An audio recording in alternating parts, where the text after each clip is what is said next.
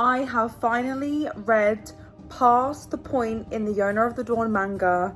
Like, it surpassed the anime now, so I'm in unknown territory, and oh my god, I'm just so happy.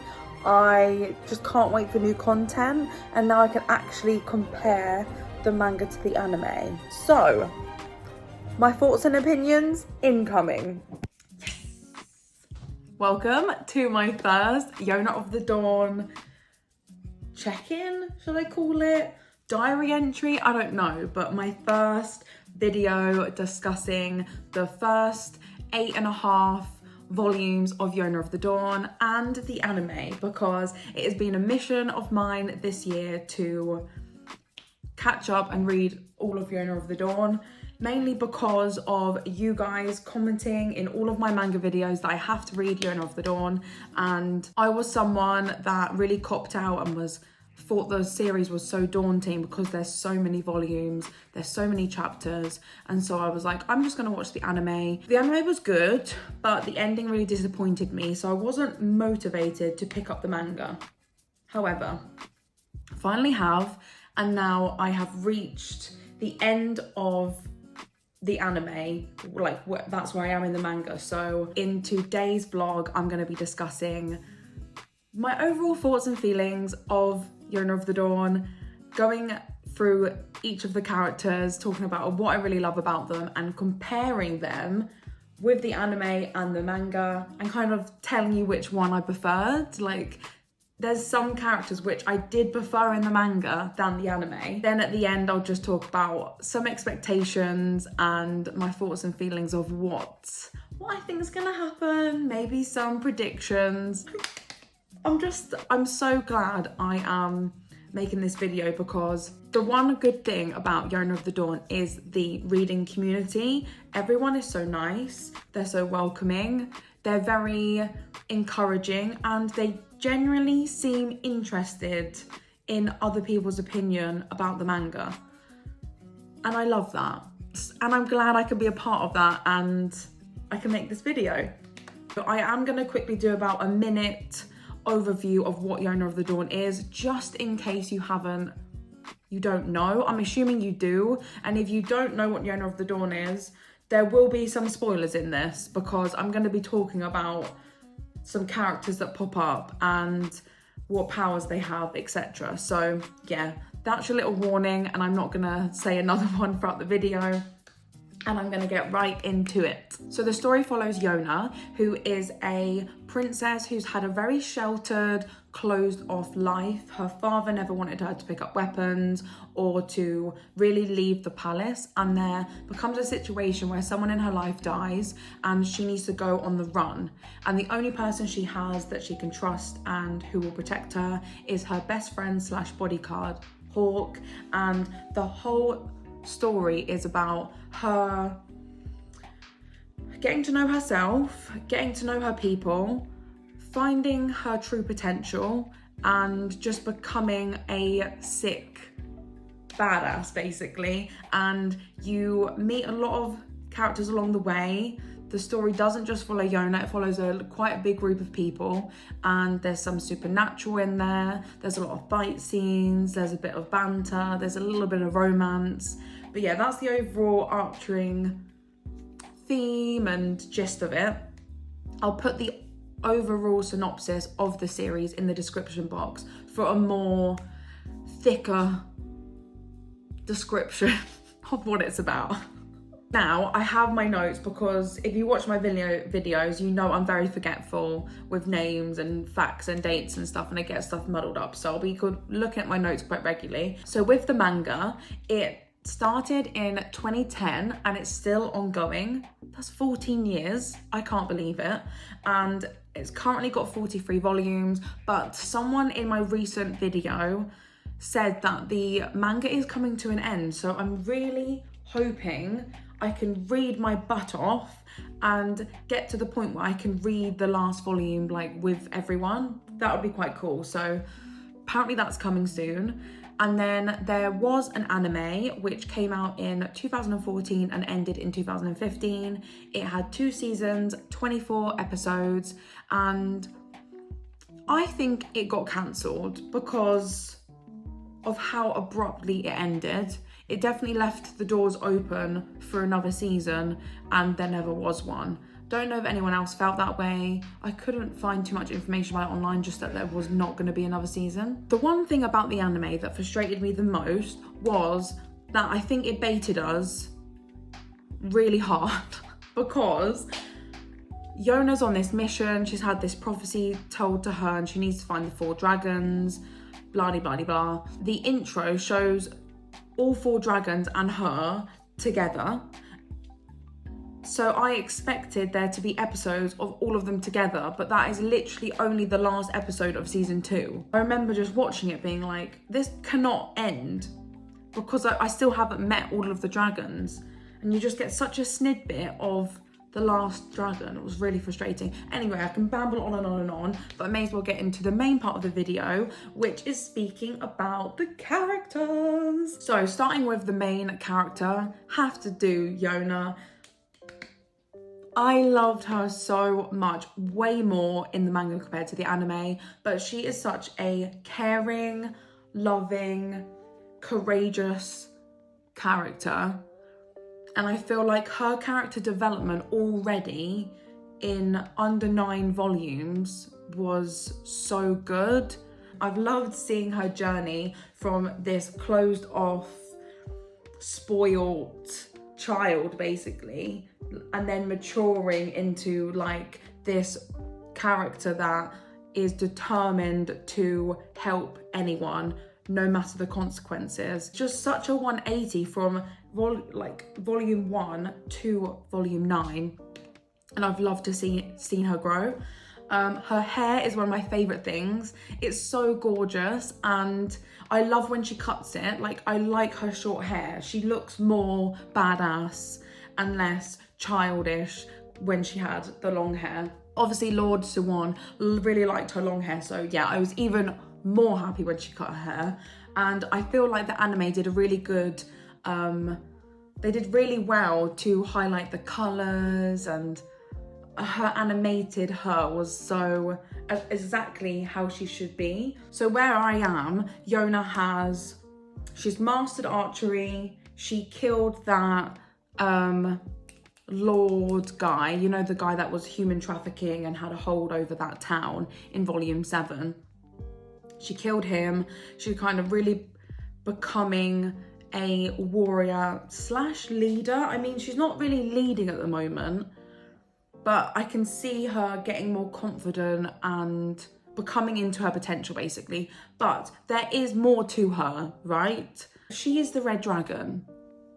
Obviously don't tell me because I will read the rest of the manga. There must be something more that's hidden in her, and there's a power that I don't know of yet, and it's gonna come out, because why would the 4 dragons just follow her and have that like internal innate instinct to protect her and like do her bidding kind of thing? When she gets really angry, people see like fire behind her eyes, so I'm expecting her to be this red dragon thing. Maybe it's got something to do with her mum, like I don't know how it can get passed down, but maybe it's something to do with her mum's side, because obviously we never met her mum. The manga starts and it's just her and her dad, and her dad's really protective of her. Maybe that's why. Maybe her dad knew that she was this red dragon ancestor. Is that even the right word? What's the word? What is that word? Not like young descendant, and he was so scared for her well-being that he just sheltered her, didn't let her out, because then other people might find out, they might try and kill her. I'm not sure, but there is so more to her character, and I'm wondering what her power is. I hope she has like a special power, because at the moment she's just a normal woman. Well, she's not even a woman, she's 16, so she's still technically like a girl. Yeah, she can do archery, but she's still quite weak. Not mentally weak, but physically weak.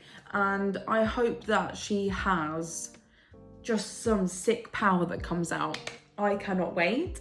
So now comparing her with the anime to the manga, I found her annoying in the anime. Seriously, I did not think I would like her in the manga, and the main reason for that and with the anime is her voice. And I hate saying this, and this is no hate towards that voice actor at all, but it was just so high and squeaky and annoying. Like, it really grated on me, and so I didn't take her seriously. Like, it made her more like young, and I don't even know how to put it, but it was whiny and annoying. And I know that is the point of her character in the first volume of the manga, but in the anime, obviously they can't change her voice, and she just frustrated me throughout purely from her voice. Plus, it made her seem young, even younger than 16 in my eyes. And then with Hawk, his voice was more mature, quite manly, and when they spoke together, like, the dynamic between them really made me feel like she is a young child and he is a grown man, when actually there's only 3 years between them. Like, that's more evident in the manga, that they're not actually that far apart in age. But with the anime, because of their voices, I felt their age gap feeling bigger.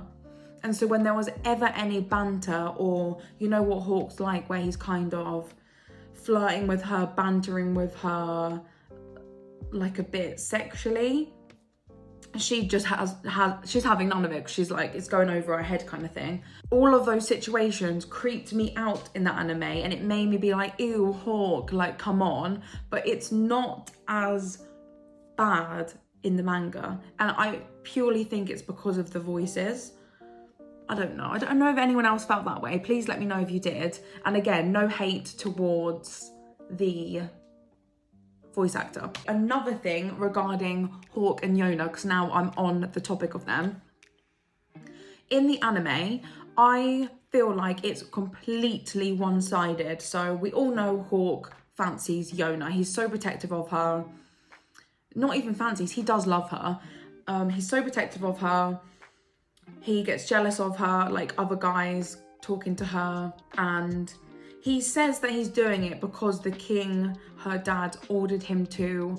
But come on, we know that it's just because he has feelings for her, in my eyes anyway. It's way more one-sided, but in the manga, I feel like we do get a side of Yona, like, really caring for Hawk, like, more than friends. It's not obvious, and she definitely isn't aware of these feelings, and she definitely isn't, like, in love with him in a romantic way. But I don't feel like their relationship is, obviously Hawk has more feelings, but I felt like Yona does have feelings for him, definitely in the way she's like, I want to protect Hawk, I never want him to get hurt again, etc. I think that is more prominent in the manga compared to the anime. So I liked Yona and Hawk's relationship and dynamic in the first 8-9 volumes of the manga compared to the anime. But overall, I really freaking loved her in the manga. I am a huge Yona fan now. Oh, she's just so good, and I can just see where she's going to go. I'm envisioning it in my head, and she's just going to be so sick. I was just rooting for her so hard. Like, every trial she went through, I was like, come on, you can do this. And I'm so glad that she played such a big part in Volume 7. Volume 7 was 100% my favourite volume. I was going to save that to say at the end, but I feel like Yona was her drive and determination, and she really had a big turning point in that volume, I felt. And I loved it. I freaking love it, and I love her. Okay, so now I'm going to talk about Hawk. I have already touched on him while speaking about Yona, but this guy, he is probably my favourite character. I freaking love him. I've been toing and froing with a few characters, but Hawk always comes out on top for me. He's so caring and protective, but he's also got such good comedy, and I got that slightly in the anime, but in the manga, he is hilarious. I like how he gels and his different relationships with the characters in the manga. So the 4 dragons and Yoon. I really like his dynamic in the group with them, plus obviously Yona as well. He's such a sick fighter. His fight scenes are so good, and I feel like how I feel with Yona, there's more to her and there's power.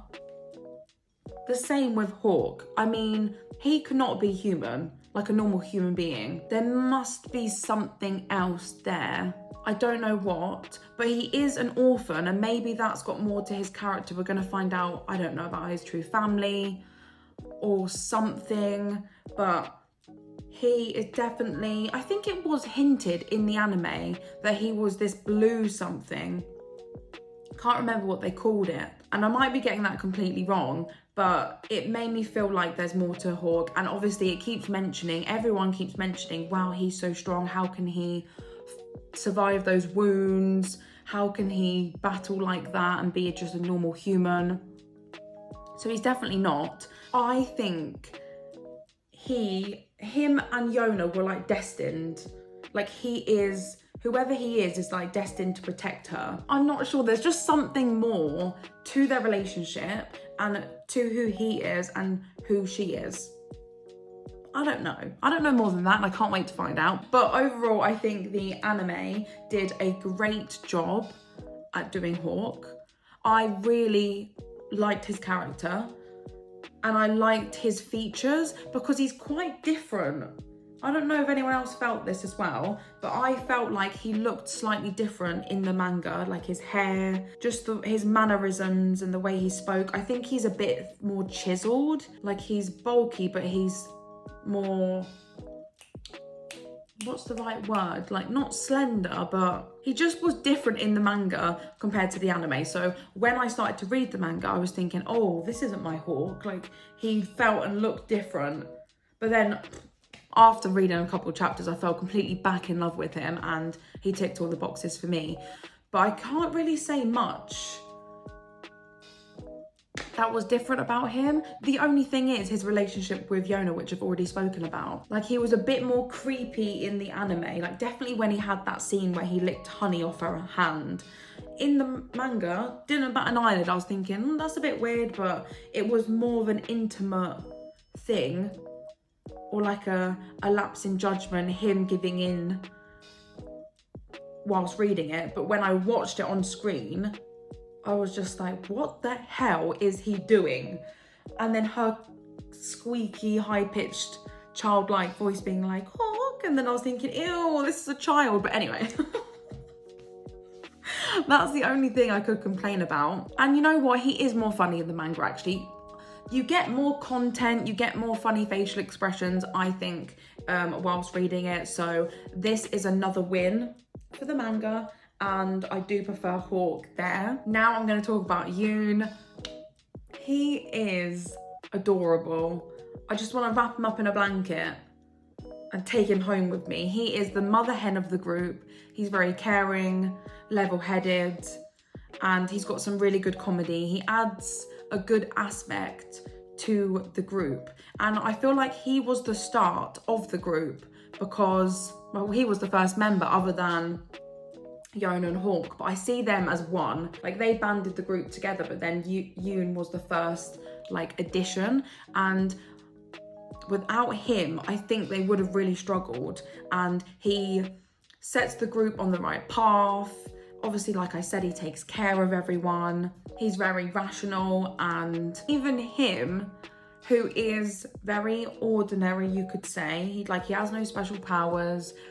He is just the like medicine, the knowledge part of the group, let's say. But even he has had good character development and really good, like he's not just a character that's there, like he impacts a lot of the story. That's how I feel. I was really sad with his backstory, but then I liked the way he met the priest. I just want to caveat in here as well, I've read on in volume 9, and he goes back to his village and he sees like his aunt and uncle, but his backstory made me feel like he had no one and he was abandoned, and that made me, I was just like, what the hell? If he had some family, why wasn't he with them in his backstory? And he was just left the priest without saying bye to any of his family. But yeah, that's for another situation, because that's talking about past the anime. But anyway, now I think the anime did an amazing job doing his character, and I actually preferred Yoon in the anime compared to the manga. And the reason for that is he was more emotional and more expressive in the anime, because it talks, when you're reading it, it talks about, oh yeah, Yoon cried, but it doesn't show any drawings of him crying. But that's definitely shown when you're watching it. Even his scenes, like in volume 7, when they're trying to overthrow that man who does human trafficking. In that episode, he's self-doubting, and then he's like, no, I need to do this for Yona. He kind of goes through it, and you see a big turning point for him. He's determined, he knows his weaknesses, but he's gonna do all he can to protect her. Different from the others, because like I said, I feel like Hawk there's something between them that is driving him to protect her, and I think that's more than romance and his affection for her. Obviously the 4 dragons, it's in their blood to protect her, but I feel like that was Yoon's moment of, I will die for this girl, I am gonna fight for her, and he became more for the cause, if that makes sense. And I got way more drive, and I felt so much more invested in his character in the anime. Don't get me wrong, I like him in the manga. It was just different. So surprisingly, that is a win for the anime there for Yoon. Now we're going to talk about the 4 dragons. So we've got, let me get my notes up here, because I don't want to butcher these names. So we've got the white dragon, which is Jea-Ha. Then we've got the blue dragon, which is oh my God, am I getting these wrong? The green dragon, Jea. See, that's the same now as the white dragon. See, this is what I mean. I'm very bad with names and pronunciations. I have to try a lot. So give me 2 minutes. Pronunciation, please. No, I don't want Yona. Everything's, how do I pronounce Yona? The white dragon, let's see if that will come up in the soundline. Now it's coming up with Welsh stuff because I put the white dragon. How do we pronounce this name? Oh my God, I'm scared I'm gonna see spoilers now. Lord. Kija. Kija. Kija? I'm gonna go with Kija. So restart. So we've got the white dragon, Kija. We've got the blue dragon, Shinah. Then we've got the green dragon, which is Jea-Ha, and then the yellow dragon, which is Zeno. I hope I've got that right. I'm going to caveat and say what colour dragon they are, just in case I'm pronouncing it so bad you don't know who the hell I'm talking about. I'm going to talk about them in order of when they pop up throughout the series. So first one, we've got the white dragon, Kija. So this dragon, he has the dragon claw, which is gives him extra strength in that arm, and he's pretty badass with it.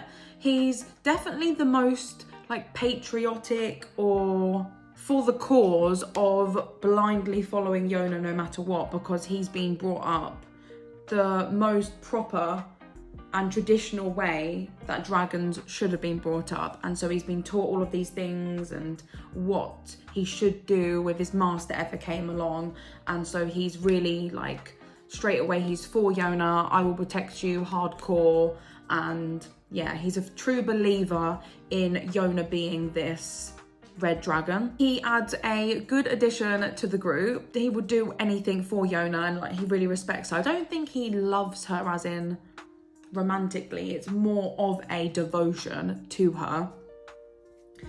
And at the beginning, he's the one we know the most. He's been in From Where I Am in volume 9, we've had more time to get to know him. And even though him and Hawk, they butt heads quite a bit, I enjoy their dynamics, definitely when they're fighting. I think those two as a duo, because they both will fight tooth and nail for Yona, when they fight, they're really good. They battle well together and they leave destruction in their path, and I like that about them. Now, when I watched the anime, I wasn't wholly invested in his character.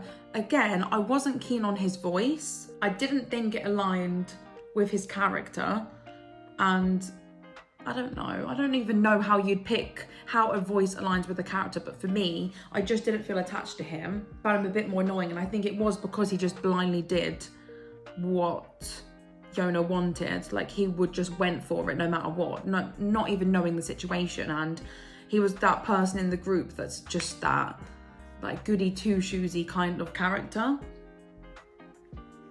But in the manga, oh my God, he is hilarious. He's nearly one of my favorites because of how funny he is. And he's been the one that's made me roll on the floor laughing with, yeah, like I just said, the facial expressions. I'll try and find some and put some on the screen now, but they're just so good. His reactions to situations, they're so extra, and they add a lot of good comedy to the whole series. And now, surprisingly, I really, really like him, and I didn't think he would be one of the faves for me, but at the moment he is. And yeah, I'm thankful again now that I'm reading the manga because of that. It's such a change of how I felt of him in the show. Then we've got the blue dragon Shinah, and he has the power of being able to see really, really far, and I don't fully understand his power. So if someone could comment below explaining it a bit more. I don't know if he can do anything, as in he looks at someone and he has the willpower to change something on them, like he can kill them or he can tell them what to do. Like, I'm not sure the extent of the power, but anything he does with his eyes when he wants to use that power, it reflects back on him, so it's not good. So I'm swaying more to the opinion that he can look at people and kill them just by a look, but nothing more than that. But that when it kind of reverberates, I don't even know if that's a word, but it kind of flips back and it hits him as well, but not killing him, but will knock him out, I think. Here's the one that I'm a bit like, when is that going to come into play? Because that is a killer power, right? Like, he doesn't like using it, and he's kind of been taught that it's a really, really bad power. So I'm intrigued to see how that's going to come about in battle. I don't know. But all in all, we don't know crazy amounts about him. He's very aloof and he always wears that mask. I freaking loved the animation of him. His eyes, they are beautiful, and you get that throughout the comic, but on screen, I was eating it up. I freaking loved it. I was like, take that mask off. Keep it off, please. So I am looking forward to him getting more confidence and becoming into his own in the series. But I found that he just felt like a character there. He didn't really impact the story so far. So he's not my favourite dragon. He's one that I want to know more. I want to understand him more. I think there's so much more to him, and I feel really sad for him because even his backstory episode, Jesus Christ, he did not have a good time. Like, wearing a mask your whole life, being shunned, being left alone when you're like 5, killing loads of people. I don't know what that would do to a person. What's happened to him? He's a shell of himself, and his best friend's a freaking chipmunk. I think he's called Ao. And I feel like we got more comedy, more character from the chipmunk than him. So I'm excited to read on. I'm hoping there's much more to his character for him to just bring some more oomph to the group. We do get some more funny sides and good bits when you're reading it, but in the anime, there wasn't enough of him. And I feel like one of the main reasons why I preferred the manga version is because we get more internal dialogue from him. So I could become more like interested, and I was more invested in his character development because we got a lot more content via that way. But yeah, I'm expecting more from him. I did like his, the whole bell situation, like, when he left it behind when he was with Yona, he was like, I don't need that anymore because I don't need to alert people when I'm walking about. More to come from him, I'm sure. Now, the green dragon, Jea-Ha, he is the one that has like a dragon leg, I think, or we haven't actually seen his legs, so I'm quite intrigued if we're gonna actually see it. But he can jump. It's like he can fly, but he can jump really far and really high. And obviously they're all sick of fighting, by the way. That's just a given so far. Like all the dragons I've spoken about, we see them all fighting and in battle, and they're really, really cool, really, really sick. But they've all got each individual like special powers. And the one thing I liked about the green dragon was that he had a completely different mindset to the other dragons, in the fact that he knew all about this red dragon situationship, and he knew that if his master ever came along, he would have to follow him, and he didn't want that, and it gave more personality to his character. And so the impact of him joining the group was so much bigger. Again, I think that's why I preferred volume 7, because we get a lot of him, and yeah, there's just a lot of growth throughout that whole volume. He is fully of his own sound mind, partly because he does have that pull towards Yona, but he joins them through his own tuition kind of thing, and not because, like the white dragon, he just did it because that was the thing to do, and he obviously had that urge. Same with the blue dragon in terms of the urge and the fact that he did have no one, so going with Yona is better than being alone in a cave with a chipmunk. But the green dragon, he kind of has his own life. He has friends. He already follows that pirate lord lady, and he's not in a situation where he needs to join them or feels the drive to. So when he does, it's such a big thing, and I really like that. I can't decide who I prefer, anime or manga, because the adaptation of him was insanely good. I really like his style, the flirtatious banter with the women, his mindset, like I already said. I like his relationship with Hawk as well, and the fact that he knows that he basically knows everything about Hawk's feelings towards Yona. He's really the only one who's clocked it and kind of vocalizes it, and he likes to stir the pot, and I can already tell that's going to be drama, and he's going to be a good addition to Hawk and Yona's relationship, I think, in the future in the manga. Like, I think he's going to be the one to kind of egg the situation on. It's funny because I'm thinking, oh, people are going to be watching this video and they've probably read all of the volumes, and you're probably being like, oh yeah, you're so right, or oh, you're so wrong. And I'm thinking, God, am I making a fool out of myself? But it's always nice to have these little predictions, even if they don't come true. But maybe if I had to pick one, I may prefer him in the anime, because sometimes he was creepy in the manga. We didn't get too much creepiness in the anime. I mean, he was like a flirtatious guy, but it was a bit more extra in the books. But I think it's pretty equal for me. Then last but not least, we have the yellow dragon, Shinah. I think it is Shinah, right? Because for me, I see it and I think it's Zeno, but hearing it, it's Shino. Well, there's not really much I can say. In the anime, he's non-existent. We meet him in the last episode and it's done. I loved his look. I loved his big hair and his clothes and his demeanor. I enjoyed that aspect of him. Like in the books, I've had more content and more dialogue from him, so I know him a bit more, but he's still a question mark for me, because that's where he is in the story. I mean, we don't know really what his power is. It's hinted that he's extra strong, but he's really weak at the moment. So they think either he's really, really strong and he's been able to block out Yona's, like, that internal voice where it's like, you have to protect Yona, blah, blah, blah, blah, blah. He's either blocked that out, or he's so weak it's not impacting him. I think it is going to be the latter, and he's going to end up being really powerful. I'm assuming he's just going to be strong, but I hope there's something more, because obviously we've got the sight, we've got the arm, we've got the leg. What else could there be from a dragon? Maybe he can breathe fire, I don't know. No, that won't be it, surely. It must be strength. But one thing I did really like about him is that I think he's going to be the more level-headed strategic one. I got that vibe from where I am in the story at the moment, because he was like, well, what do you want to do, Yona?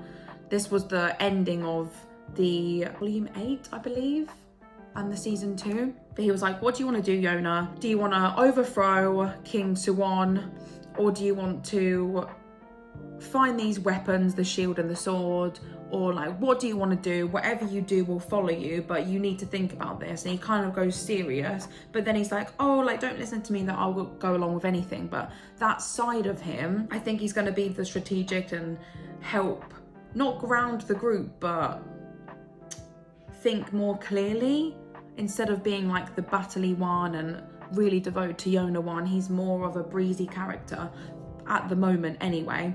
I think him and Yoon are going to get on really, really well, because obviously Yoon is also pragmatic and he's like a cook and all of that shebang. And then Zeno really likes food, but then he's also got that pragmatic mind as well. So I think they're going to gel quite well together. Like, I wonder if there's going to be a point where it's activated. Maybe if Yona gets hurt, then he's going to go rage mode and become really powerful. I'm not sure. It's got to be something. So I'm excited. I'm excited to read on and see all about that. And then I am going to quickly touch on King Suwon. I don't know what's going on with his character. I don't understand him. I don't understand his overall goal. Like, he killed... The vibe I've got now is he killed Yona's dad because he feels like the king killed his dad.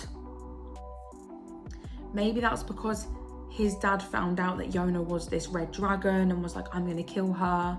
So then Yona's dad killed him. I have no idea, okay? But he has killed Yona's dad out of vengeance, and he's like, you've destroyed this country anyway. The country's in ruin and I'm gonna sort it out. But I think there's more to him, because he keeps saying to people, oh, there's an overall goal here. It's the bigger picture, and I'm not done yet. And I'm not gonna rest until I've achieved it. But what? What is it? I don't know. Is he after the sword and the shield thing? I do like that his character pretends to be like dumb and young and narrow-minded and a bit like loopy in front of people, so they underestimate him, and then he actually plays his cards and he's really smart. Like, he doesn't go into a situation without knowing a plan. I like that about his character. I don't like him, in all honesty, because of what he's done to Yona, and I don't like the hold he has over Yona. I'm excited for her to finally let him go. Whether she stays friends with him, I'm not sure, but that romantic side of it, I want her to just ditch that completely. I'm glad that's not really a thing, because I don't want incest in my mangas. So I'm glad that was squished very early on. So unless it does a 180 and then she ends up with him. Oh my God, please no. Actually, that is a spoiler that I want to know. If she ends up with Suwon, I need to know, because I don't know if I could read this any longer. I can't. I could not do it. Surely not. He killed her father. No, surely not. Oh. Anywho, I think the series is trying to make you feel a bit bad for him, but I don't feel bad for him. I don't care for him. Any good he does, I'm just like, meh, okay. Like, I'm glad when people underestimate him in that regard, but overall, like, if he died, I wouldn't be upset. I really am sad for Hawk, because whenever he's mentioned at the moment, like, Hawk gets lost in thought and he doesn't like speaking about it, because I really do think he cared for him and he really wanted Yona to be happy with him, and he was gonna put all of his feelings aside and just be there to protect them both.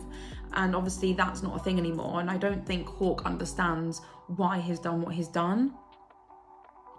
So I hope Hawk gets some closure throughout the series, because yeah, he's definitely got some pent up feelings there.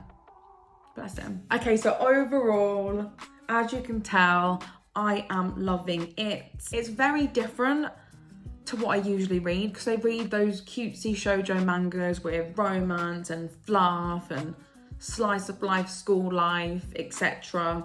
But this has so much more zhuzh and world building and character dynamics. There's even the magical system is quite intriguing. I wouldn't mind more info on each of the tribes. Like we get information about the Wind tribe and a bit more about the Earth tribe, but I don't really know anything about the Sky tribe or the Fire, other than that the Fire tribe is angry people. Like I'd like to know some backstories about, yeah, just that aspect of it. And I can't wait to now read content that I know nothing about. Like everything's going to be new to me now. And yeah, like I've said, volume 7 was definitely my favorite because yeah, the band is finally coming together. There's a lot more growth throughout. You know the story and you know Yona now. And I feel like that had the best comedy in. It really, really did. But my favorite moment of that series, it's so minute, and you will understand why this is my favorite, because I'm a sucker for romance, and this is not a romance manga. It's not. And one of the bits that I really like is Yona is being like, I can't remember what it was, but she wants to learn something, and this is just after they've saved all of the women from being sex trafficked. The pirates are having a big party, like everyone, the whole town is having a huge party, and they're kind of taking the mickey out of Yona not being feminine enough, and like, oh, if you want to do fighting and all of this sort of stuff, you're gonna have to find a man that can do your laundry and wash your laundry in the river. And Hawk said that to Yona and was kind of making everyone laugh and kind of goating her. But then the next chapter, after all of that, guess who is washing clothes in the river? It's Hawk. Is that premonition?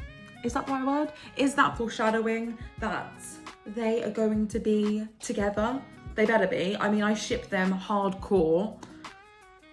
But I just love that aspect. Like, he's being like, oh yeah, you'd need to find a man that would do this. And then he's literally doing it in the next chapter. I was just like, oh, Hawk, you're already doing everything she needs.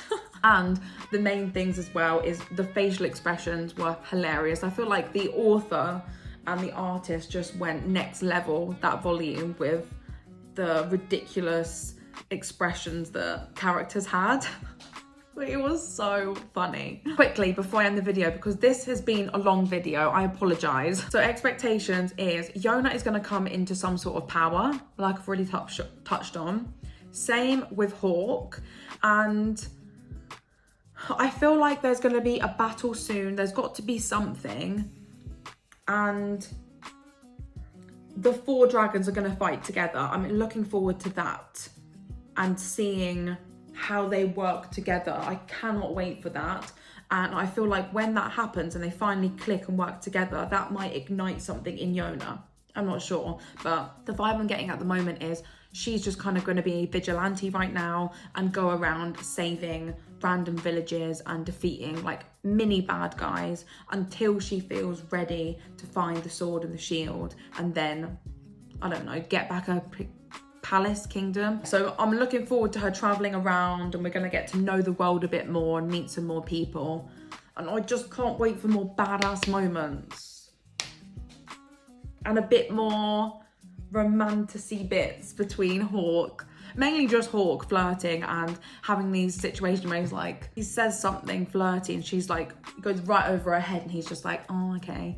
But then I think his moments of when she is really loving towards him, she doesn't realise how she's sounding, and then Hawk gets big-headed and is like, oh yeah, I'm really happy now.